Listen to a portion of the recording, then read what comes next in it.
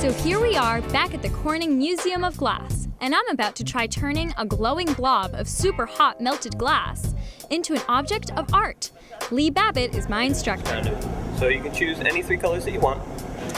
Now? Now. Oh, this is so stressful. I want this color. Okay. I want that one, and Perfect.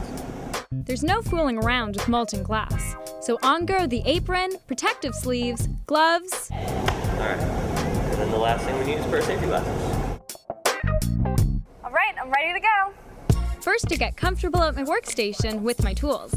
Then I have to make a few more decisions about the flower we'll be creating. Pink for the stem, blue for the flower, and as for the white...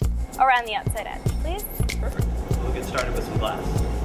First thing we always start out with is by picking up a little bit of soft glass, which is molten at 2,100 degrees, and we scoop that up. It's like honey, so we always have to keep this iron turning, otherwise that glass is going to droop directly down towards the floor.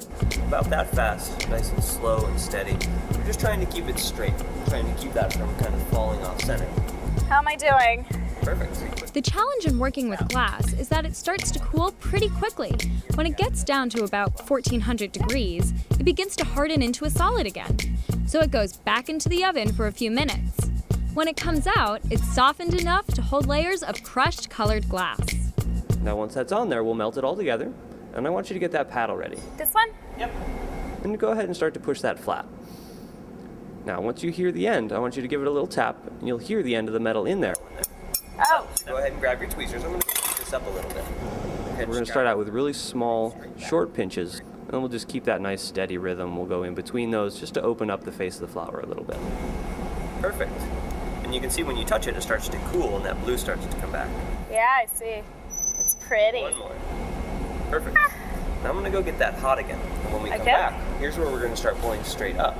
I think this is fun. It's a lot easier than it looks. I thought I was going to be like a terrible flower, but it's looking good. Then it was time for more pinching and pulling, with both of us working while the glass was still flexible. It's not very symmetrical, but it's got character. And finally, the stem. I wanted it to be curly, so we stretched it out and rolled it around. Okie dokie. Then it was ready for a different kind of oven. If the glass cools unevenly, it can break. So it needs a slow cool down, called annealing. And the flower in there is now at a safe temperature of 910 degrees. It's just going to hang out there and then cool down overnight about 100 degrees an hour. So it takes about 10 hours to bring it down. And here it is, made by yours truly, with a little help from the Corning Museum of Glass. Jessica? It's beautiful. Thank you. Is glass making something anyone can do, or was it just a special situation?